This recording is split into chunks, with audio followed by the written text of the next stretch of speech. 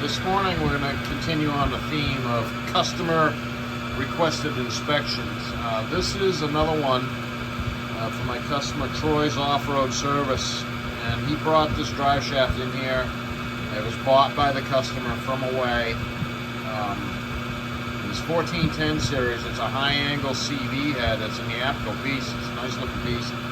We'll take a look at the structure of it, but he was concerned about it vibrating. This is a Dodge truck with big lift kit in it, and they've had constant vibration problems, and the reason is those CV heads in Dodge trucks are pretty much maxed from the factory, and you put a more of a lift kit in them, and the vibrations in the front can begin, and it's hard to correct that.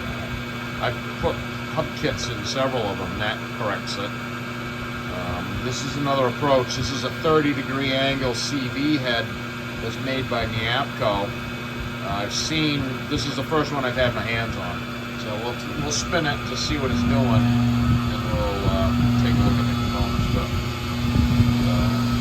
it's welded together fairly straight, but it goes ballistic on the CV end, no surprise. There's no weights on it from the way it arrived. Takes off here. The RPM's increased at all. Okay, that. I can throttle my way in and out of it, without too much trouble. Here, it's starting to chatter.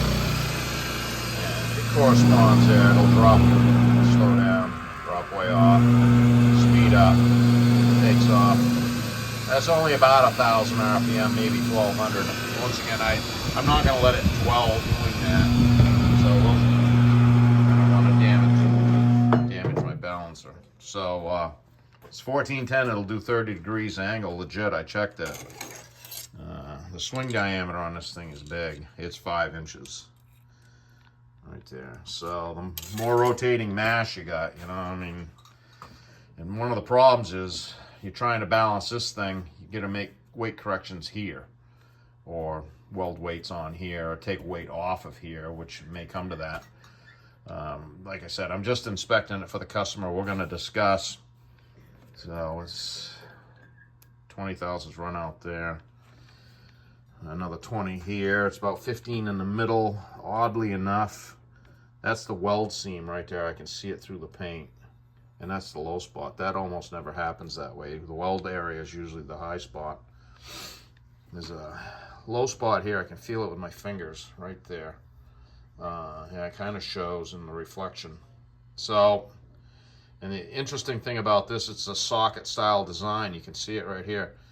This is like a bell-shaped socket, and the tubing goes in it, which is backwards to a traditional weld yoke style setup. So I thought that this puppy's heavy. I brought a scale in to weigh it this morning, and it weighs 30 pounds, which surprised me. I thought it weighed more than that when I picked it up. But I know Troy and I both were like, whoa, this puppy's heavy. I thought these were going to be more focused towards wheeling rigs for, like a basher, so you couldn't bend it. I don't know.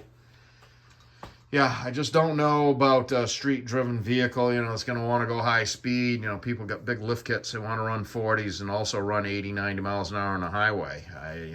That doesn't always jive. There's things called physics that prevent a lot of that. I'm going to just be guardedly optimistic at what we're going to do here, and we'll follow up.